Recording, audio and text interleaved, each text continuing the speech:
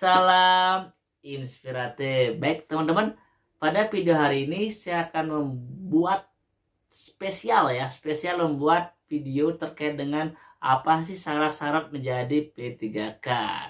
Oke, sebelumnya teman-teman jangan lupa di like dan subscribe. Baik teman-teman yang menonton video ini, saya doakan teman-teman lulus CPNS dan lulus P3K ya.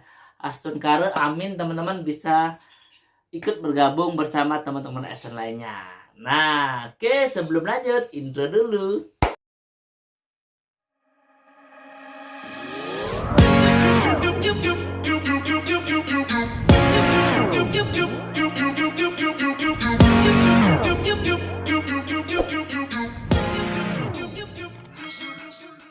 Hari ini saya akan bahas terkait dengan persiapan seleksi calon ASN ya, karena banyak komentar di video saya ingin membuat atau disuruh saya membuat bagaimana seleksi P3K-nya. Baik, kita akan bahas ini ya. Kita akan membahas bersama aturan, syarat dan sebagainya terkait dengan calon ASN, baik itu CPNS maupun calon P3K.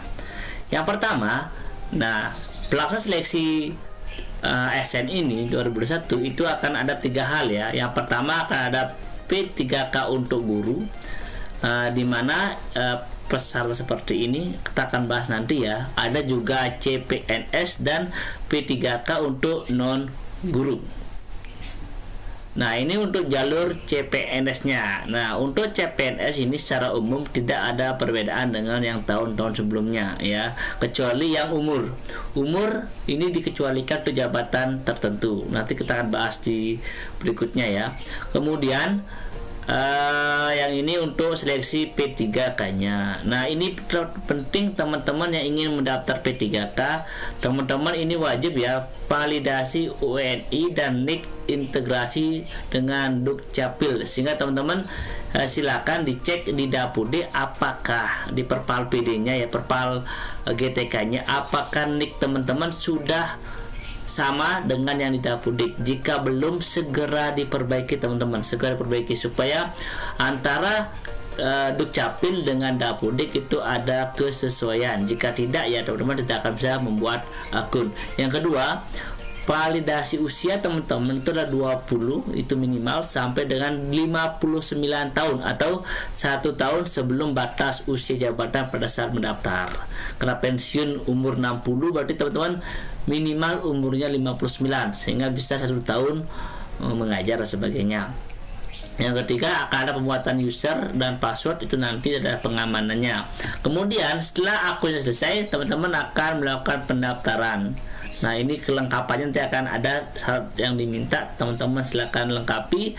Kemudian akan diverifikasi, jika lolos akan pengumuman dan langsung ikuti tes. Nah, ini secara umumnya kita akan lebih bahas ke detailnya ya. Yang pertama, apa sih ketentuan PPK atau P3K untuk guru? Yang pertama, peserta yang berhak untuk mendaftar pada seleksi P3K guru tahun 2021 ada sebagai berikut. Yang pertama, merupakan honorer K2 sesuai database K2 di BKN. Itu pertama yang boleh. Kita anggap ini sebagai A yang boleh mendaftar. Yang kedua, B. B itu adalah guru honorer yang masih aktif mengajar di sekolah negeri di bawah kewenangan pemerintah daerah dan terdaftar sebagai guru di Dapudik Kemendikbud. Nah, ini orang B yang belum daftar, itu guru honor yang aktif mengajar dan terdaftar di Dapudik. Itu yang kedua. Yang ketiga, ini adalah guru yang masih aktif mengajar di sekolah swasta. Ini ada kan sekolah negeri, ada sekolah swasta. Ya, dan yang utama adalah terdaftar guru di Dapudik Kemendikbud. Yang keempat adalah lulusan pendidikan PPG yang belum menjadi guru dan terdaftar di database lulusan pendidikan profesi guru Kemendikbud. Itu merujuk pada SE Direktur Jenderal Guru dan Tenaga Kependidikan Kemendikbud nomor 146 garing B B1 dan sebagainya tanggal 15 Maret 2021. Nah, tes ini akan dilaksanakan sebanyak 3 kali ya, sehingga verifikasi administrasi dilakukan berdasarkan sertifikasi pendidik terlebih dahulu. Apabila tidak sesuai, lakukan berdasarkan kualifikasi pendidikan yang bersangkutan. Oke, lebih detailnya kita akan bahas kasus-kasus yang terjadi teman-teman ya. Nah, ini terkait dengan alur yang tadi saya bilang begini, bahwa yang boleh mendaftar seleksi P3K adalah yang pertama honor K2, satu itu guru honor di sekolah negeri, yang ketiga guru di sekolah swasta, dan yang keempat lulusan PGSD. Ini 4 calon yang bisa ikut seleksi P3K.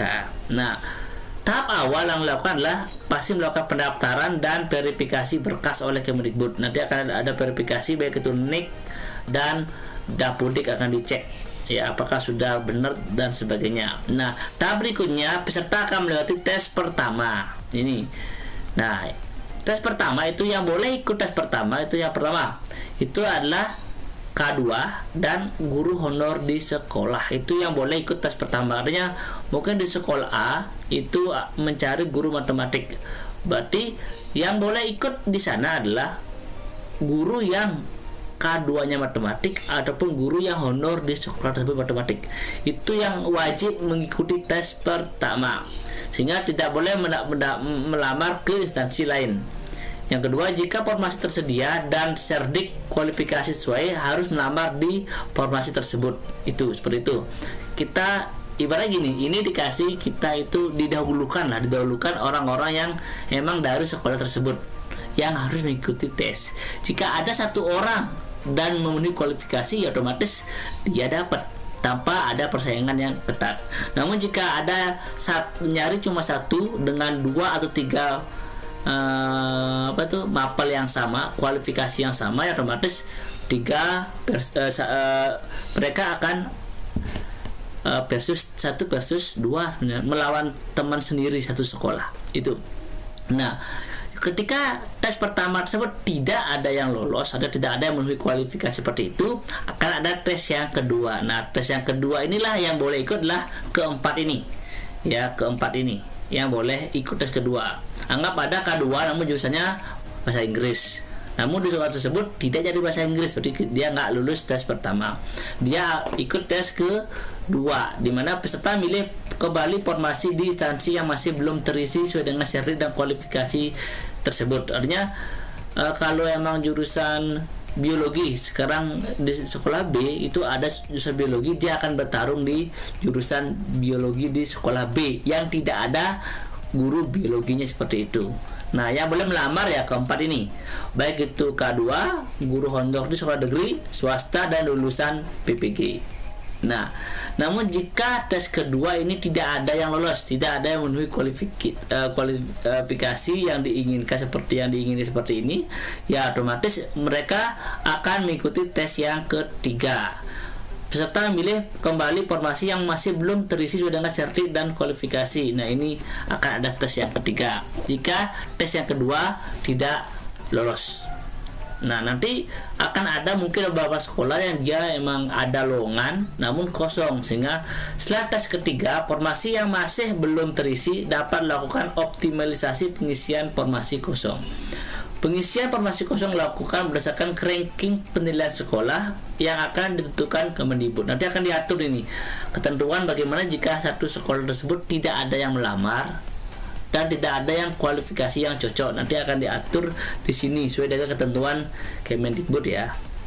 Nah, kalau teman-teman masih bingung, ntar saya kasih jelaskan lebih mudahnya seperti itu ya. Kita akan anggap di sekolah A itu butuh orang matematik ya, namun si A itu tidak jurusan matematik, saya biologi. Nah, dia akan milih ke sekolah B.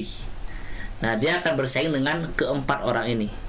Nah, bagaimana jika di sekolah B udah ada jurusan yang dimaksud, berarti sekolah B tidak akan membuka untuk yang dari luar.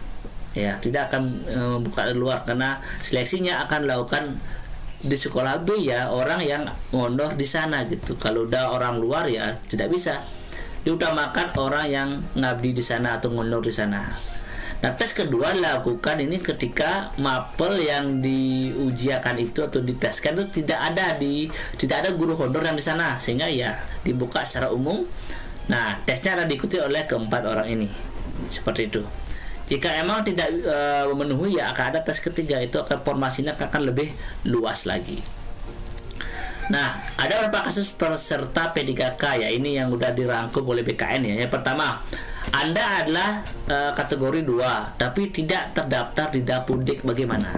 Mungkin ada K2 yang nggak terdaftar di Dapudik. Nah, solusinya adalah seperti ini.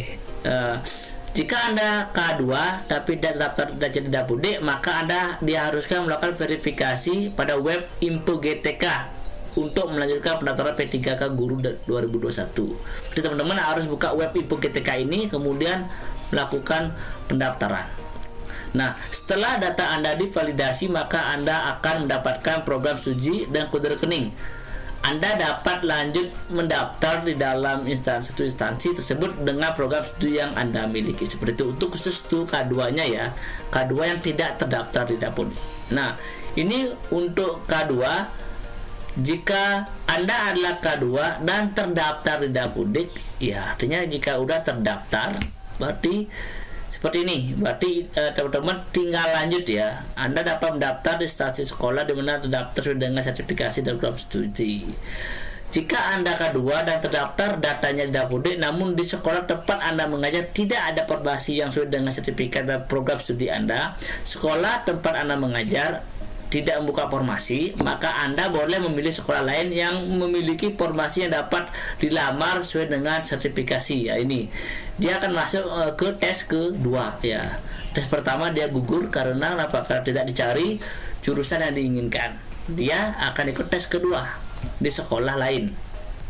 Nah, namun jika Anda adalah K2 terdaftar di Dapudik, namun di instansi Anda tidak ada formasi sesuai dengan sertifikasi dan program studi, dan instansi Anda tidak membuka formasi, maka dapat memilih formasi tes ketiga. Nah, ini jika emang tes kedua tidak bisa mungkin di satu daerah instansinya, ya kita bisa keluar instansi lebih luas lagi ya.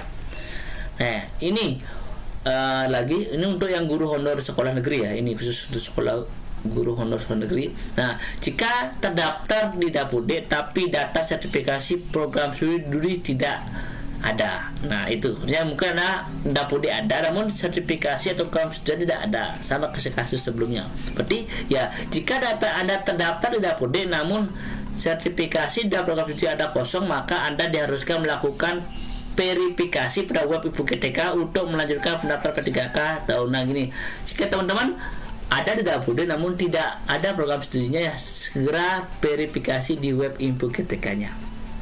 Terus yang kedua, Anda terdaftar di Dapudik memiliki sertifikat namun data program studi tidak ada. Ada ini udah Anda di Dapudik udah, sertifikasinya udah, namun ya program studi tidak ada. Nah, jika seperti itu maka Anda diharuskan melakukan verifikasi sama seperti ini ya, verifikasi untuk melanjutkan sama ini.